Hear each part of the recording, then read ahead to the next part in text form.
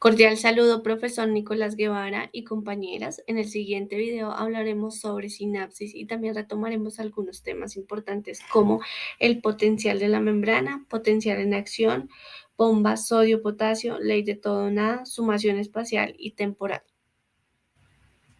Trabajamos con las compañeras Dayan Cortés e Isabel Cristina Vélez y quienes hablan Margarita Cáceres.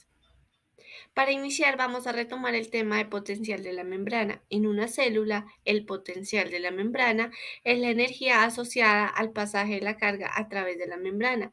Es importante decir y se debe tener en cuenta que el potencial de la membrana es el más importante y las propiedades activas de la célula. Entre estas está la excitabilidad, es decir, la capacidad de las células excitables para omitir o disparar señales eléctricas en forma de espiga, como se puede visualizar en la imagen. Potencial en acción. Un potencial en acción se define como un cambio repentino, rápido, transitorio y que se prolonga en el potencial de una membrana en reposo. Solo las neuronas y las células musculares son capaces de generar un potencial en acción. A esta propiedad se le denomina excitabilidad. En esta imagen ustedes pueden observar las fases del potencial en acción. A continuación se explicarán cada una de ellas. La hipopolarización es el incremento inicial del potencial de la membrana hasta el valor del umbral de excitación. El potencial de excitación abre los canales de sodio activos por el voltaje y esto produce un gran ingreso de iones de sodio. Esta fase es conocida como la despolarización.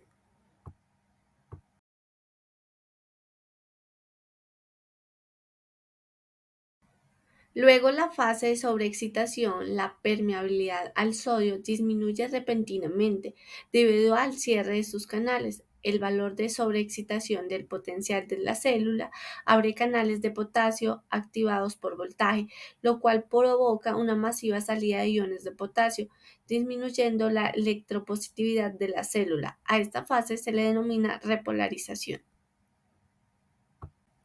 Potencial de reposo. Las neuronas procesan información que arriban en forma de señales eléctricas, también conocidas como impulsos nerviosos, que viajan a lo largo de los axones. Estas señales se deben a que los iones tienen cargas eléctricas y se mueven a través de la membrana. Cuando la neurona está en reposo, la mayor parte de los canales para los iones están cerrados, pero algunos canales para los iones de potasio están abiertos, permitiendo que estos difundan a favor su gradiente de concentración de adentro hacia afuera de la neurona. En cambio, normalmente los canales de iones están cerrados, por lo que no se cruzan la membrana cuando las neuronas están en reposo. Gracias, compañera. Nuestro siguiente tema es la bomba de sodio-potasio. Es la que está activa en los axones de las células nerviosas. El transporte activo es el proceso que requiere energía para bombear las moléculas iones a través de la membrana cuesta arriba, en contra de un gradiente de concentración. Para mover estas moléculas en contra de su gradiente de concentración, se necesita una proteína transportadora. Las proteínas transportadoras pueden trabajar con un gradiente de concentración, quiere decir durante el transporte pasivo, pero algunas proteínas transportadoras pueden mover solutos contra el gradiente concentración, que es de bajo concentración a la alta concentración, con un aporte de energía. En el transporte activo, como estas proteínas transportadoras se usan para mover materiales en contra de su gradiente de concentración. Estas proteínas se conocen como bombas. Como en otros tipos de actividades celulares, el ATP suministra la energía para el transporte más activo. Una forma en que el ATP impulsa el transporte activo es mediante la transferencia de un grupo fosfato directamente a una proteína transportadora. El sistema de bomba de sodio-potasio mueve iones de sodio y potasio en contra de grandes gradientes de concentración. mueve 2 iones de potasio en la célula, donde los niveles de potasio son altos, y bombea 3 iones de sodio fuera de la célula en el líquido extracelular. Como se muestra en la imagen, 3 iones de sodio se unen con la bomba de proteína dentro de la célula. La proteína transportadora luego obtiene energía ATP y cambia de forma. Al hacerlo, bombea los 3 iones de sodio fuera de la célula. En ese momento, 2 iones de potasio de fuera de la célula se une a la bomba de proteína. A continuación, los iones de potasio son transportados hacia la célula y el proceso se repite. La bomba de sodio-potasio se encuentra en la membrana plasmática de casi todas las células humanas y es común en toda la vida celular. Ayuda a mantener el potencial de las células y regula el volumen celular. Nuestro siguiente tema es la ley del todo o nada. Una vez que una región de la membrana del axón se ha despolarizado hasta un valor umbral, el efecto de la retroalimentación positiva de la despolarización sobre la permeabilidad del sodio y de la permeabilidad del sodio sobre la despolarización hace que el potencial de membrana aumente hacia alrededor de más 30 MB. Normalmente no se hace más positivo que más 30 MB porque los canales del sodio se cierran con rapidez y los canales del potasio se abren. El tiempo que los canales de sodio y potasio permanecen abiertos es independiente de la fuerza del estímulo de despolarización. Así, la amplitud, o sea, el tamaño de potenciales de acción es de todo o nada. Cuando la despolarización está por debajo de un valor umbral, las compuertas reguladas por el voltaje están cerradas. Cuando la despolarización alcanza un umbral, se produce un cambio de potencial máximo, es decir, el potencial de acción. En la figura encontramos que, dando que el cambio desde 70 hacia más 30 MB y de regreso a menos 70 MB, solo dura alrededor de 3 ms. La imagen de un potencial de acción en una pantalla de osciloscopio se ve como una espiga. Por ende, los potenciales de acción a veces se llaman potenciales de espiga. La ley del todo nada de los potenciales de acción es una descarga eléctrica única y rápida suministrada a un axón. Puede servir como un estímulo despolarizante. Si el estímulo está por debajo del umbral de acción, no produce potencial de acción. Una vez que el estímulo ha alcanzado el umbral, se produce un potencial de acción completo. Cualquier estímulo mayor no produce potenciales de acción mayores. Así, los potenciales de acción no están graduados, no varían, obedecen la ley del todo o nada. Gracias, Isabel Cristina. Ahora vamos a hablar de la sumación espacial y temporal. La sumación es cuando la información que llega a la segunda célula o segunda neurona, que viene desde la primera, se da de manera no interrumpida, es decir, no se presenta ninguna interrupción, sumando así potenciales recibidos para dar respuesta al estímulo que llega mediante la acción que corresponde. Cuando recibimos un estímulo en el cerebro, nuestro cerebro manda ese impulso nervioso al resto de nuestro cuerpo para que éste reaccione. Con ello, realizando un movimiento ya sea voluntario e involuntario. Ahora bien, la sumación puede ser espacial o temporal.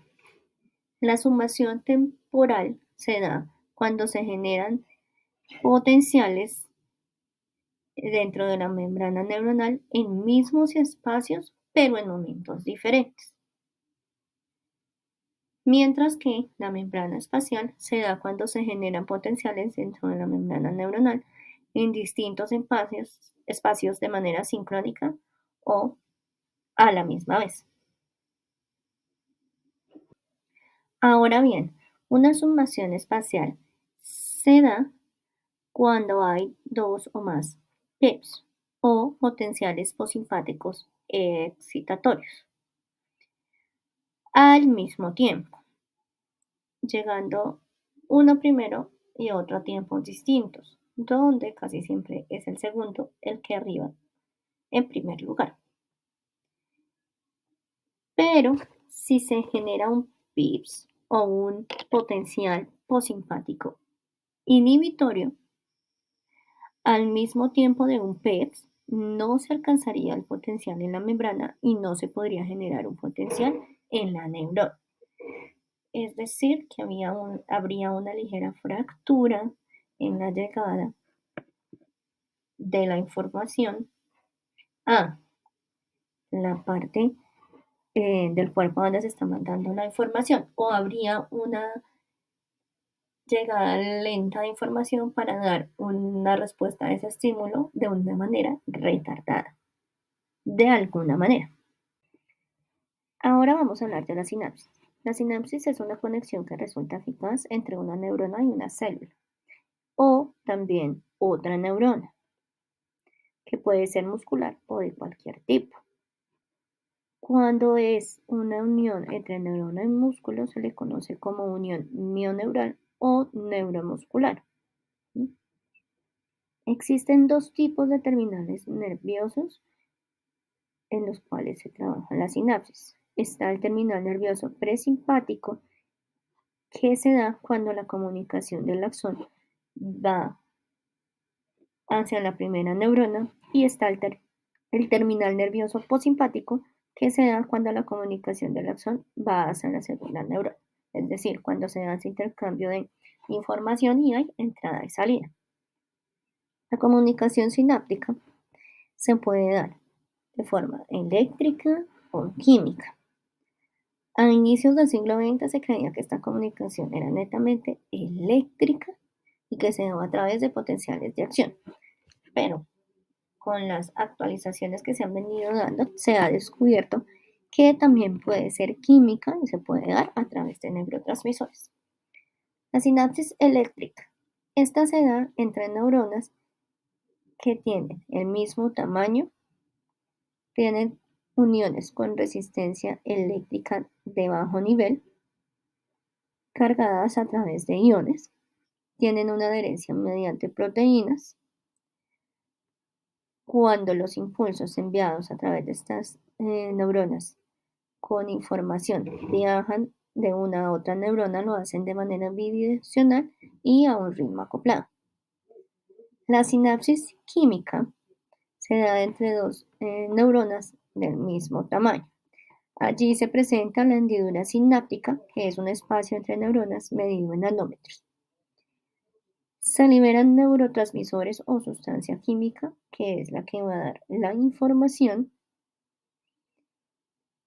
Allí la glía aporta energía. Cuando la información llega o viaja de una neurona a otra, la neurona que la recibe tiene unos receptores que son los encargados de dar paso a dicha información para poder dar respuesta al estímulo enviado. Hay un voltaje que se da a través de la membrana neuronal, y este se presenta en dos formas: en PEPS o potencial excitatorio posimpático, que es cuando se da mayor potencial de acción en la membrana neuronal, o PIPS, que es el potencial inhibitorio posimpático, que es cuando se da menor potencial de acción en la membrana neuronal. Ahora bien, cuando la sinapsis se ve interrumpida, es cuando se presenta alguna enfermedad que perturba el proceso de transmisión de información en el cerebro, impidiendo que haya control de las funciones voluntarias e involuntarias y que los estímulos que se dan y las respuestas que se dan a estos tengan un poco de ralentización, sean un poco lentos al momento de dar o en algunos casos no se vea una respuesta a ese estímulo. Algunas enfermedades que causan interrupción de la sinapsis son el Parkinson, el Alzheimer y la epilepsia, ya que son enfermedades propias que afectan a la memoria y que hacen que cuando haya un estímulo, la respuesta que se da al estímulo o no es el adecuado o a veces no se encuentra precisamente por las fallas que presentan o que hacen que eh, el cerebro tenga producidas por estas enfermedades. Muchas gracias. Espero que este video haya sido de su agrado.